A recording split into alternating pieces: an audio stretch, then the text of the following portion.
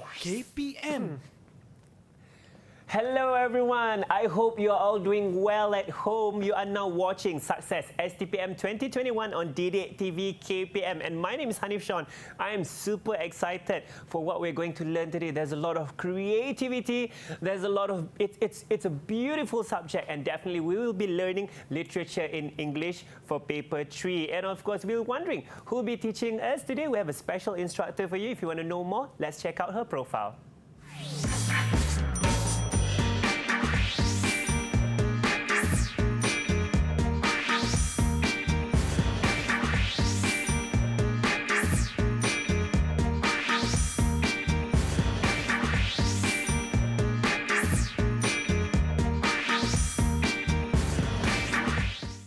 Yes, and we have Dr. Aida Baizura Baha from the Faculty of Modern Languages and Communications, a senior lecturer there from University Putra, Malaysia. Dr. Aida, you look all excited to be with us today. I am very much, thank you, Hanif. Yes, and you did your PhD in comparative literature. Tell us a bit about your findings.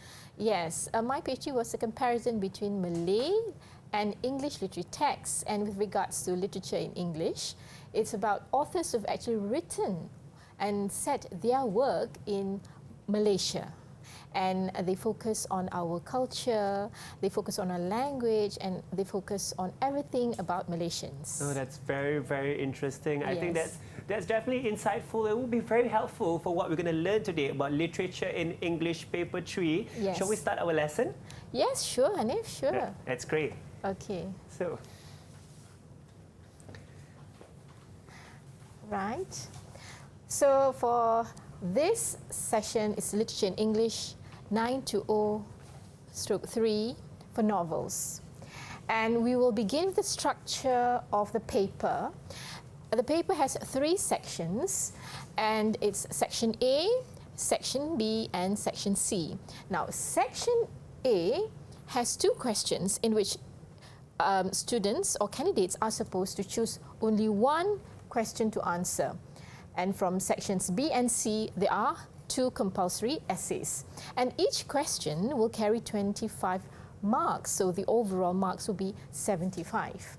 Now, let's go quickly to section A, which is critical appreciation. Like I've stated earlier, 2 questions, one from each novel, and I'm sure all of you will know that the novel is Pride and Prejudice by Jane Austen, and the second novel is The Joy-Luck Club by Amy Tan.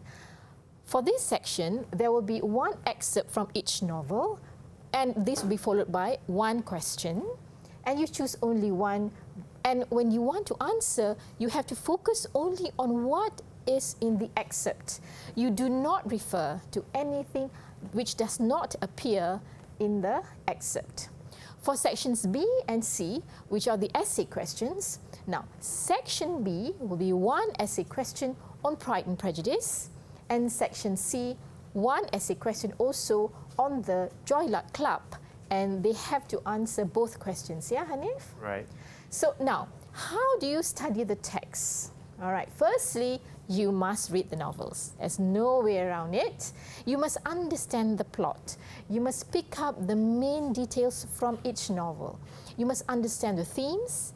You must understand the characters, the symbols, among others. Apart from reading the novels, yeah, Hanif, candidates must also read all the other critical books and resources such as articles on both novels in order to help candidates to score an A. Yeah? Read books and articles about them in order to expand your knowledge. But remember, make your own notes. Yeah? Okay. Now, during this time, we know some candidates are private candidates, and they would be very, very what we call helped by these internet sources which we found for them. And for Pride and Prejudice, we have the study guide and also the 12 Pride and Prejudice book club questions. And for the Joy-Luck Club, we have also the study guide before Pride and Prejudice was on Schmooped. This one is from Spark Notes and study guide from Late Charts. Now, a very, very important message to all our candidates and students out there. Please do not watch the movies, because both these novels have actually been adapted into movies. Why? Because when you watch the movies, as you know, movie adaptations, sometimes the producers or the script writers have creative license to change the plot, and therefore it will not be the same as the book or the novels, yeah? That is true. Yes. So, how do you then practice answering the exam questions? Use past exam questions, discussion or essay topics in the study guide. Set your timer to 30 minutes. Write, and you mustn't refer to your notes, okay? And you must compare your own answers to the sample answers provided. For example, how many points did you include in your answer? How many examples from the novel did you use to support your points? And how logical was your answer? Remember, practice makes perfect, yeah? Answering your exam questions, time management, very important. Now, the exam will be 2 hours, therefore, 3 questions, roughly 40 minutes per question, 10 minutes for preparation and 30 minutes for writing. Now, read the questions, underline the important words, think and plan what to write. So, your essay will be introduction, 1 paragraph, followed by the body, meaning the 3 to 5 main points with all the relevant examples from the novel, and a conclusion which should only be a very short paragraph. A minimum of 3 and a maximum of 5 will guarantee an A for all of our students. Focus again only on what is in the excerpt. Read the passage to understand what is happening in the excerpt, not outside. You must then go back to the question and then this time link it to the excerpt, underline words, phrases and others which you may find significant in relation to the question. Right. What we want to also remind our candidates is that they must not actually put in irrelevant, what we call irrelevant information from the novels, which come before the excerpt and after the excerpt. And they mustn't actually give additional or information which is not required of them, because this will then make them lose marks. You will lose marks when you actually do not refer to the examples from the excerpt, but you refer to outside the excerpt, because sometimes some students are really smart, they know the novels inside out, they tend to do so. Yeah? Very interesting. Yeah. And Dr. Ida, you did mention that it would be great for candidates to also read books and articles about the novels for a more critical understanding of the novels itself. So I guess in terms of their answers, it would also need to be, they would have to have a holistic overview and understanding of how the novel is, and of course the opinions of other critics, I'm guessing? Yes, you're right, Hanif. What happens is that when they actually refer to all these sources, what we call literature review of the novels and the works, it means that they are also considering what other critics or other previous answers have actually contributed to them understanding the question. So the answer will be much more enriched and will not be too rigid in terms of displaying the candidate's ability to answer the question critically, because the difference between an A student and a C student, or an A result and a C result, is exactly what you just said, when they are able to bring in extra information which may not be what they have been taught at schools or when they have learned themselves. Yes. Right. Yeah, so I think those are very important points that Dr. Ida have shared with us. Always keep that in mind, and of course understanding the format of questions and which one you will answer. Remember, always have that in mind. And of course, we're going to take a short break right now. If you would like to know more, continue to stay tuned with us on Sukses STPM 2021 on DidikTV KPM. DidikTV KPM.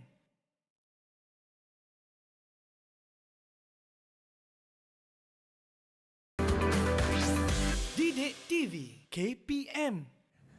And welcome back with us. You are now watching Success STPM 2021 on DidikTV KPM. Today we're learning a beautiful subject, which is literature in English. And we have an instructor with us today, which is Dr. Aida Baizura from University Putra Malaysia. Dr. Aida, I believe in this segment we'll be learning and deep diving a bit more in section A. Is that right? Yes, right, Hanif, yes. Let's learn a bit more about section A right now. Okay, thank you.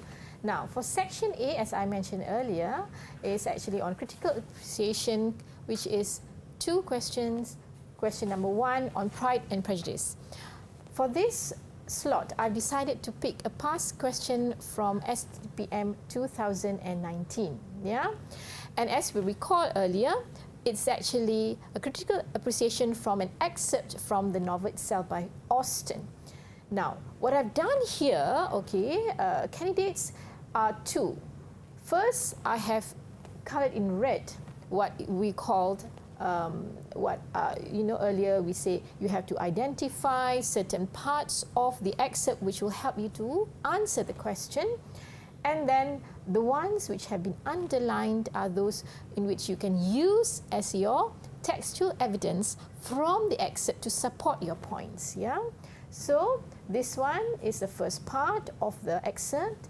This is the second part of the excerpt, and this is a third part of the excerpt. As you can see, what I've done is to underline importance point from the excerpt and to color in red those which will help to answer the question. And what is the question? With close reference to the excerpt above, discuss Jane's reaction to and concern about Elizabeth's breaking news. So, if you have read the novel, you will know the breaking news actually refers to Jane asking about Elizabeth's feelings toward Mr. Darcy, who she has a feeling for.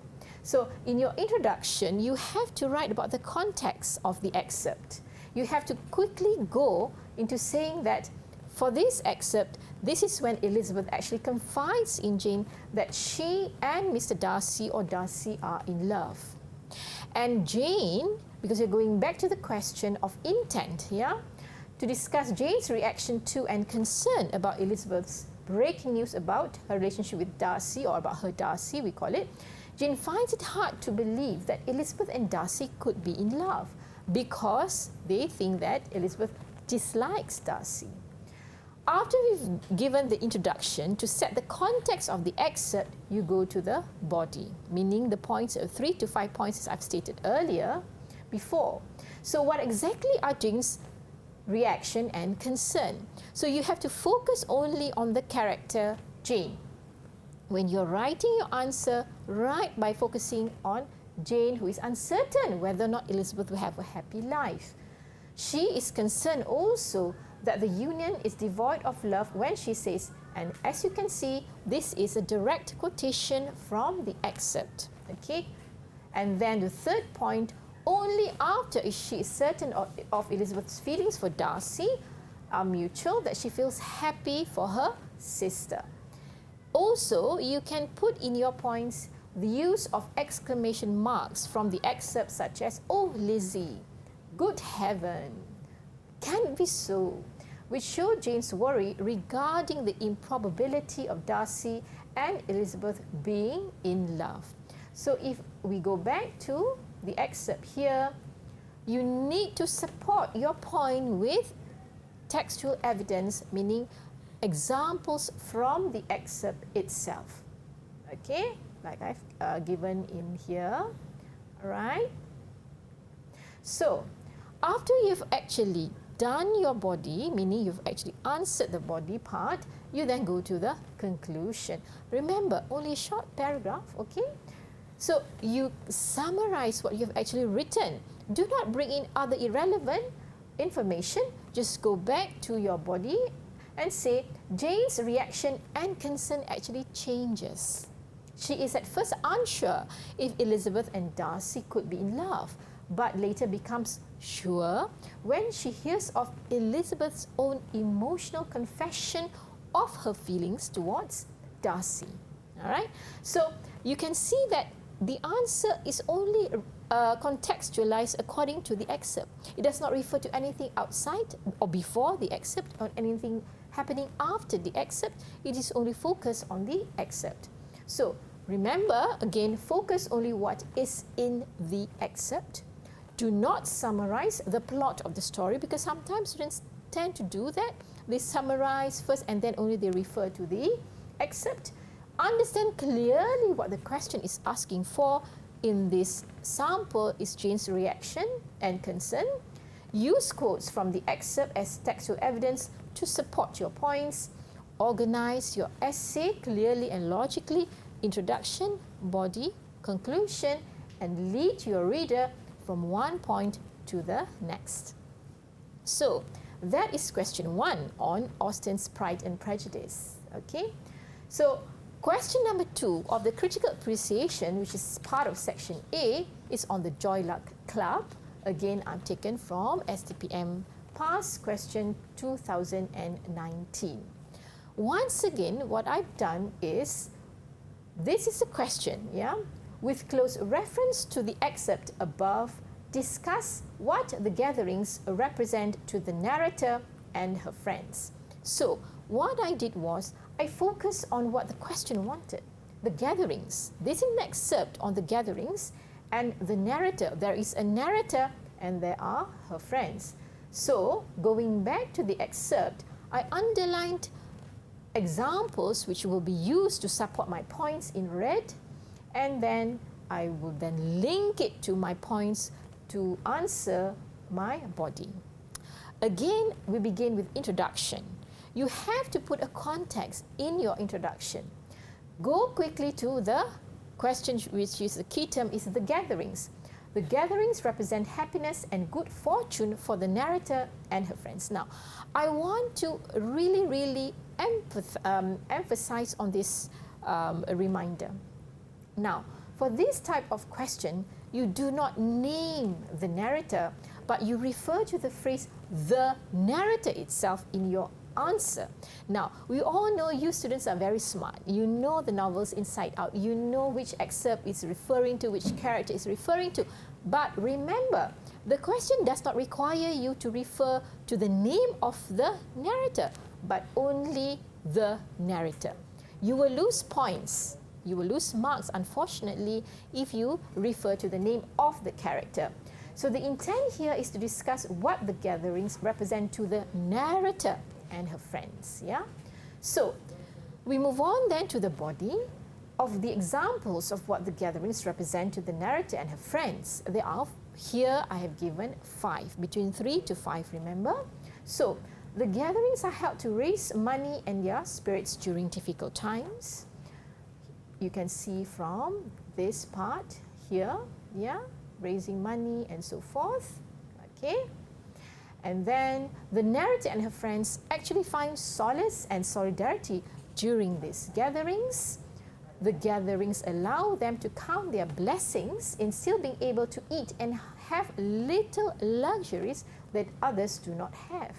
So that particular one is here. As you can see, after filling our stomachs, we would then fill a bowl with money and put it where everyone could see. Then we would sit down at the mahjong table. So here is the other example of when they were collecting money, and we will lead to the next one, in which I've given here examples of mahjong. The gatherings remind them of happier times, because at the gatherings they have good food, they have good games of mahjong, and they tell each other stories that make them laugh. And the gatherings also allow them to think fondly of the past and look forward to the future. If you refer again to the excerpt, the body of my answer, yeah, has been structured according to the flow of the excerpt. And that is the main thing you have to remember. Answer logically, answer coherently, because the coherence of your answer will lead you to getting more marks, and that is the difference between an A student and a B student. So, how do we conclude? Right. Again, the conclusion must only be referring to the excerpt, nothing before that, nothing after the excerpt. The gatherings enable them to be in touch with their Chinese roots and identity through their food, through the game of mahjong, and the sharing of stories. Conclusion also can include the gatherings also provide the time and space for the narrator and her friends to escape from daily problems. So again, I would like to focus only on what is in the excerpt. Do not summarize the plot of the story. Do not refer to other characters outside of the excerpt.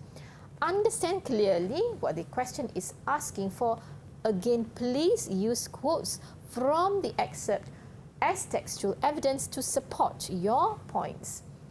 Again, I would like you to remember to organize your essay clearly and logically so that when you are writing, you can lead your reader from one point to the next. Okay? Right. Dr. Ada, I'm also Yes. curious.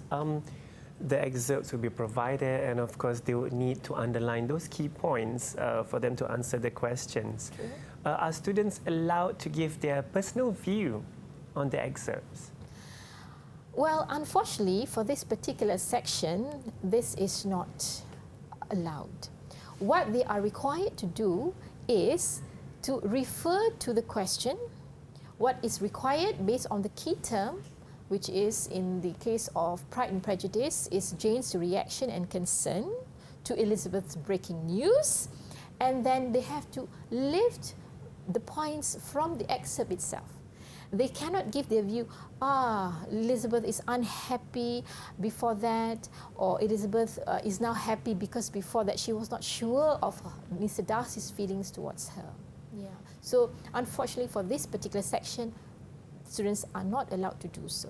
Right. And another question that I have is, why is it important to also include points or words from the excerpts into the answers? Now, this is a very good question, Hanif, because it is required in the answer scheme. When students are given an excerpt, like this, and they have to base the answer on the excerpt, so we would like to know which part of the excerpt are they taking the answer from. They can give their points with regards to answering the questions. For example, for the Joy Luck Club is on what the gatherings mean for the narrator and her friends. Therefore, giving textual evidence coherently according to the flow of the excerpt will give them more marks. Will give you more marks, will then differentiate between what is actually your own answer and what is actually evidence from the excerpt. Because sometimes students tend to retell the excerpt. They tend to retell the flow of the excerpt by paraphrasing the excerpt itself. So that is actually not the way to do it. You give your points first and then you support it by giving the textual evidence. Right, so the textual evidence is very key because that does carry a lot of marks, and I believe it also shows your level of understanding and interpreting the text that has been given to you. And I really appreciate the fact that you said to structure the flow of our answers to follow based on the flow that was given in the excerpts, which is also very important. Correct. And you did mention that it is also very important for us to use the correct terms, such as the narrator, the friends, rather than putting our own thoughts about it, despite it being accurate, but it might not fulfill the question. Yes, right? correct. That is another important and very good reminder, Hanif. The question is actually not a leading one in terms of it's structured to focus only on the excerpt. Like we know, and as said earlier, some students are really good students and they know the novels inside out. But unfortunately, the questions have been set in such a way not really to trick the students, but to see whether they are able to answer the questions. Because sometimes students, they answer what they know. They don't understand the question, but they answer what they know. So what they know is the character's name. They know the name of her friends, the narrator in Joy Luck Club. So therefore, they tend to do so, but please remember, answer the question. answer the question. That's very important. And of course, while you deep dive further in section A, we'll be taking a short break here. So if you want to know more, continue to stay tuned with us on STPM Success STPM 2021 on DidikTV KPM. DidikTV KPM.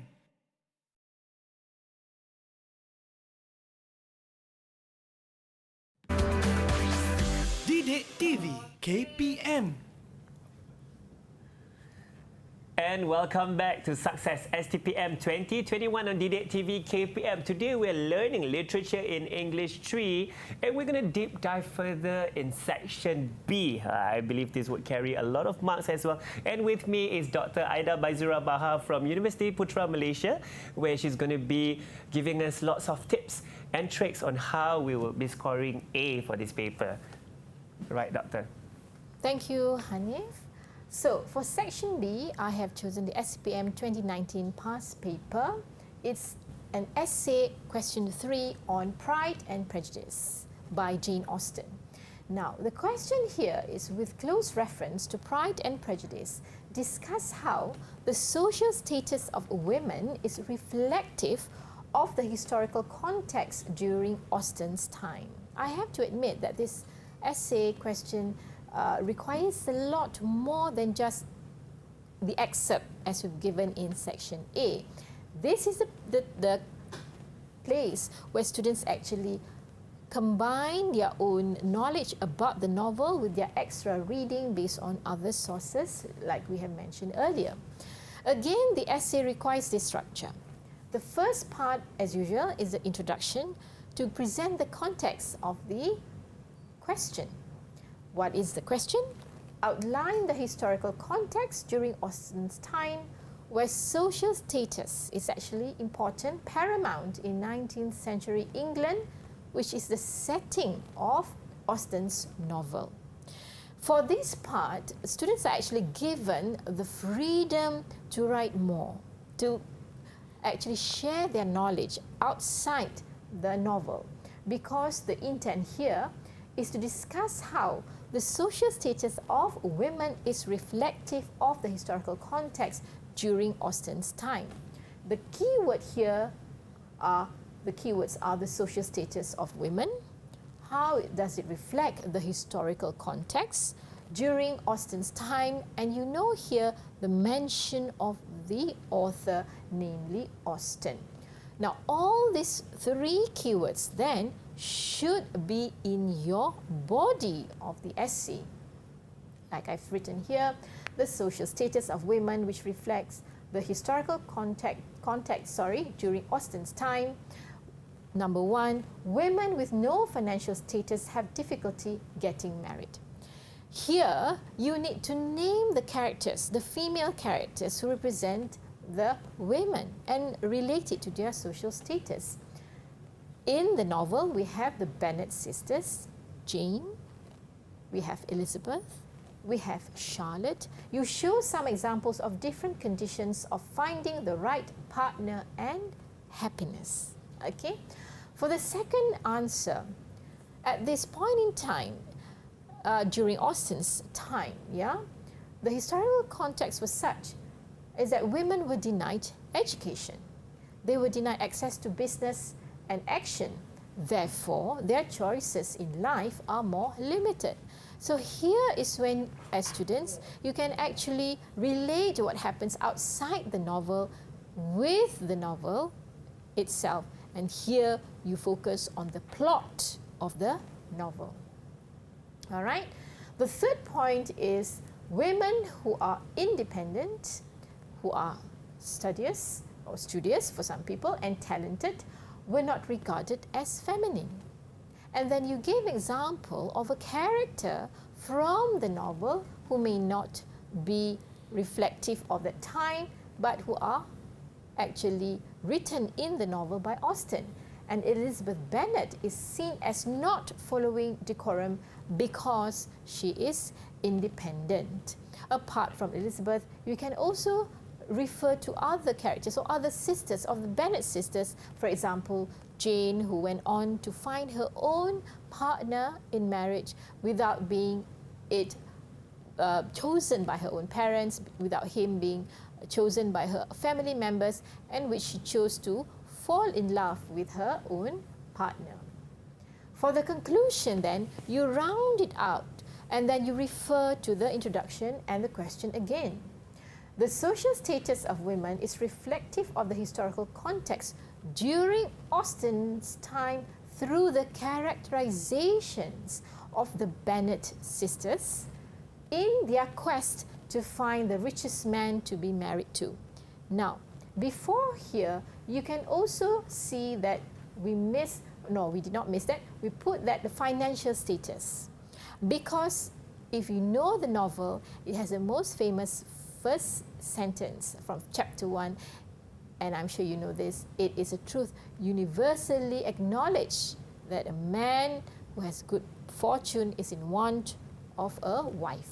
Therefore, finance part here is then related to the conclusion, meaning they have to find the richest man during the time to sustain their lives, because remember, they do not have access to education, they do not have access to earning their own money, and they are not, unfortunately, independent. So, remember, students and candidates, you must know the novel very well. You must know the plot, you must know the theme, you must know the settings, and you must know the symbols and other literary techniques involved in order to answer this part, section B. You must be able to use the most appropriate examples from the novel to support your points, all right? And then don't try to spot questions, okay? You cannot say, I'm just going to focus on character studies. I'm just going to focus on the theme. I'm just going to focus on the plot. Please don't do so, because doing so will limit your ability to write really well, to answer the question really well, and score an A. Okay? All right, Dr. Aida, to answer this question, how would the format or the structure of the answer for our candidates should be? Thank you, Hanif. That is very important. Now, previously, we have come across some students who actually answer by putting bullets like myself, yeah, in here. But this is actually an essay question. So an essay question must be structured accordingly. It has to have an introduction, 1 paragraph or 2 paragraphs at the most. It has to have the body. Like I said earlier, a minimum of 3 questions, a minimum of 3 points or a maximum of 5 points. And in each of your points, you must support it with examples from the novel. The difference between section B and section A, which is critical appreciation, is that critical appreciation requires a direct quotation from the excerpt. But for this section, you do not need to do so. Instead of retelling the plot, you can give examples, meaning scenes from the novel, in order for you to support your point. You do not need to memorize the quotations. You do not need to memorize exactly the phrases or the words in order to support your answers. Right, and you did mention that in your text, it says here you must know the novel very well. I believe, based on the context of this question, which says discuss how the social status of women is reflective of the historical context during Austen's time, that would mean we would need to really understand the characters, we would need to understand the setting, and definitely the plot and all other values, I think, in relation to this novel to really be able to answer questions in this section. Yes. I think here is important, yeah? Historical context during Austen's time. A good answer will focus firstly on that, in which you will have to say it is set during the 19th century, during the reign of perhaps Queen Victoria, and that era is called the Regency era. But please do not go into talking about men per se, because the focus here, the question's focus is on here, the social status of women, right? We want to focus on the women. And when we say women, we refer to the female characters in the novel. When you write your answer, focus also on the female characters. Name the female characters. For example, Elizabeth. For example, Jane. For example, Charlotte. Therefore, when you do so, the answer scheme will give you more marks. And that is how, from just giving examples or giving your own points and knowledge in answering the question, you get a B. But the minute you give examples from the novels, you give the names, you give the chapters and so forth, you get an A. Right. Thank you so much for the clarification, Dr. Aida. I think those are very key points that we always need to have when we understand and read novels. And of course, we're going to take a short break. So continue to stay tuned with us on Success STPM 2021 on DidikTV KPM. DidikTV KPM.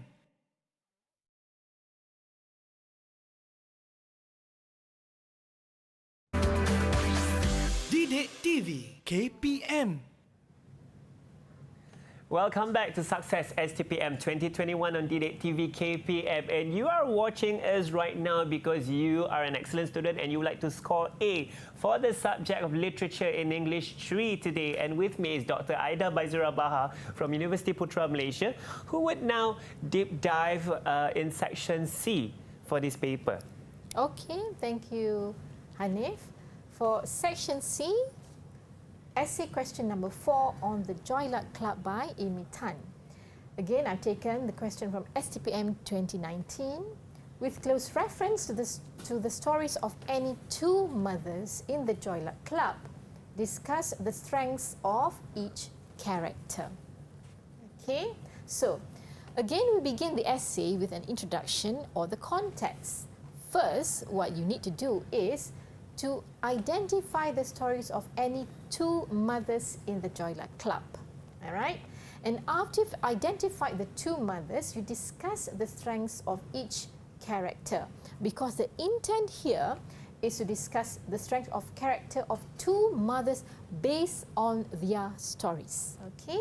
So, for this type of question, you must name the two mothers and also the names of the stories in your answer. Okay? If you know the novel well, you will know there are 4 mothers.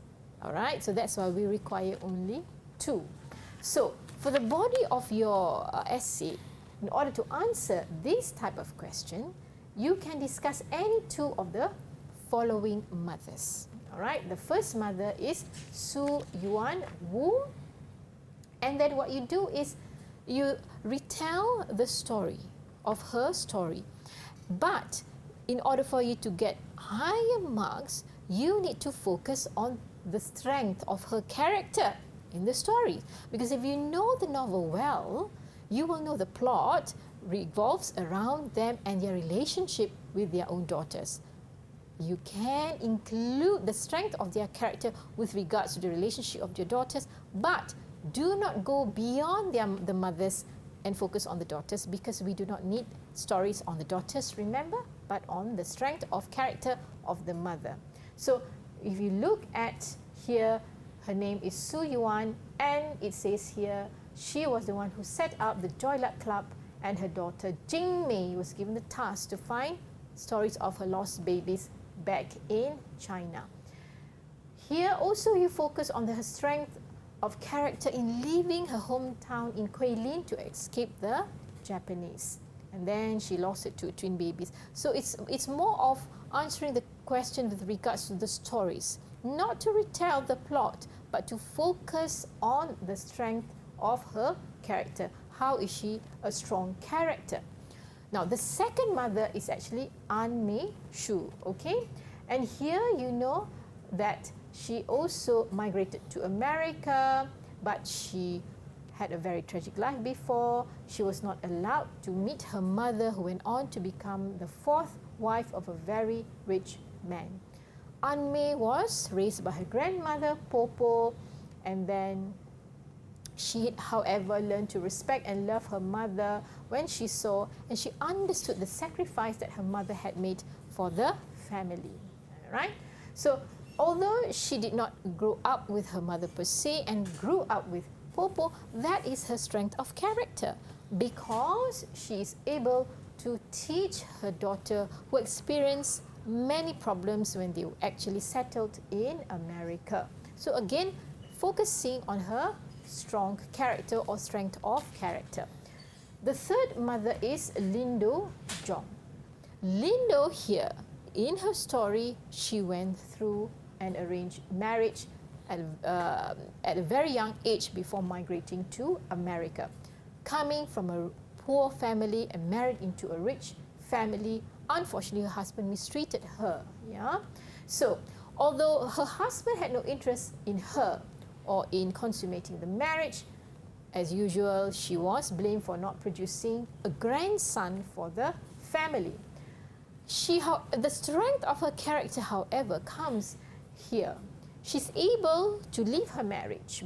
She's able to break the marriage bond by playing on her in-laws' superstitions. All right, there is a superstition in which if you do not get to produce a grandson or a son for the family, something bad would happen to you, and she played on that. And Lindo taught her daughter Waverly the art of indivisible strength in order to rise above their own problems. So although it seems that for Lindo there are problems, you can present the problems first, and then you write it in such a way that you focus on her strength of character in overcoming or solving her problems. The fourth mother in which you can choose is Ying Ying Sinclair. Now, Ying Ying, compared to the rest, actually comes from a very rich family in China. However, her strength of character is displayed when she married a bad man who left her to live with another woman. In the novel, she calls herself the Tiger Lady because she was born in the year of the tiger. As we all know, this year is also the year of the tiger. I was myself born in the year of the tiger together with my husband. Yeah. So, as a tiger, and you relate it to her strength of character, the tiger is strong. The animal tiger is strong, it's fierce, it's cunning. So that was actually her strength of character. So when her Chinese husband died, at the hand of his mistress, she then married an American man called Clifford Sinclair, who then brought her to America. So she was not, perhaps she's different from the other mothers because she didn't migrate due to poverty, but because she left a bad marriage and got married to an American. So here, however, her strength of character is that she's able to compromise. She learned to live with lesser than what she was used to when she was back in China, and she tries to pass on her wisdom on Chinese culture to her daughter Lena, whom she believed to be very similar in values to herself. So you can choose any two. So please, again, the question requires to answer only two. Do not answer three. Do not put in 4, because examiners will only mark 2. Okay, the first 2 as per in your essay. So in conclusion, in the Joy Luck Club, the stories of the mothers tell us of the strengths of each character. You just summarize, do not introduce new information in your conclusion. Remember, like before in section B, you must know the novel well, support with appropriate examples from the novel, and then don't try to spot your questions, okay? So common mistakes in which most students won't be able to score an A or a B, but maybe get a C. So to get an A, for all sections, you must study both texts, right? Know both of them thoroughly.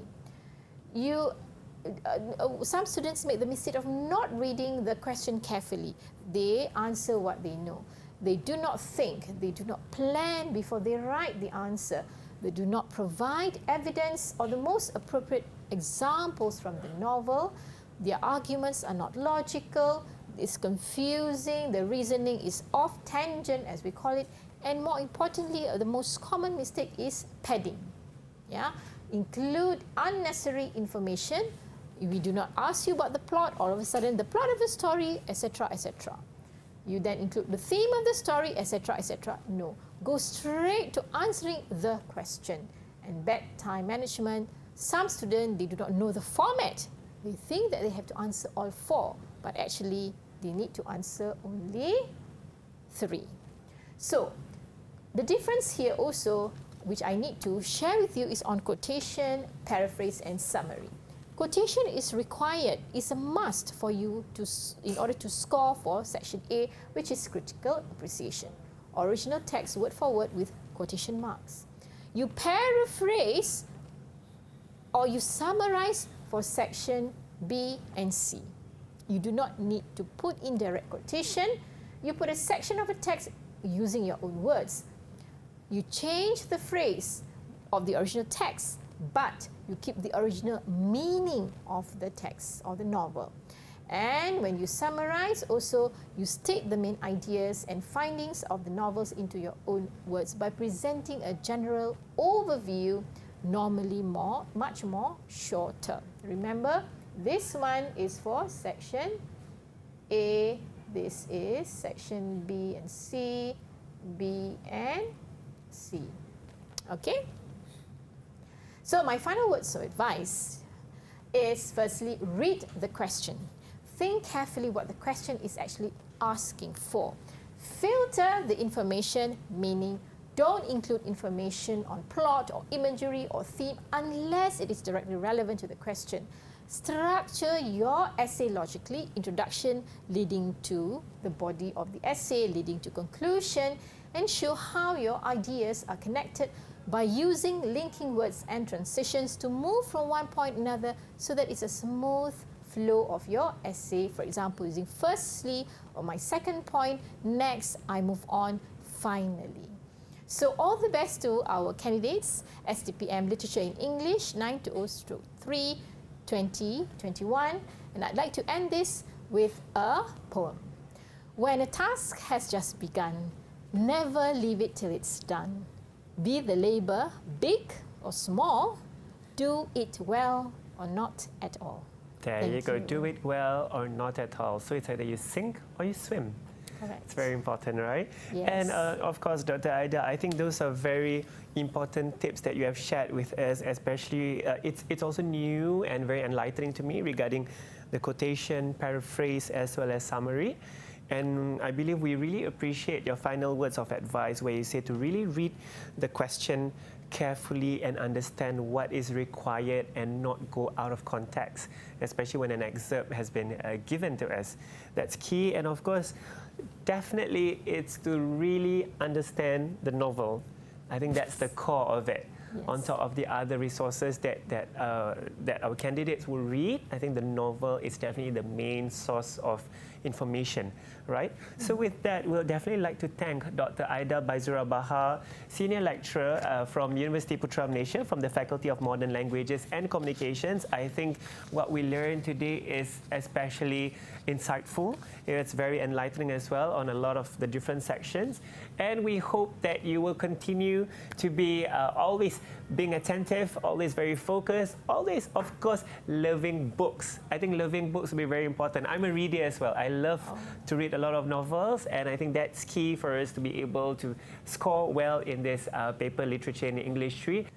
So thank you for joining us today in Sukses STPM 2021 on DidikTV KPM. I'm sure all of you would like to score in all your papers. So what would you do? Continue to check out our other programs at DidikTV KPM. We hope to see you again, and bye everyone.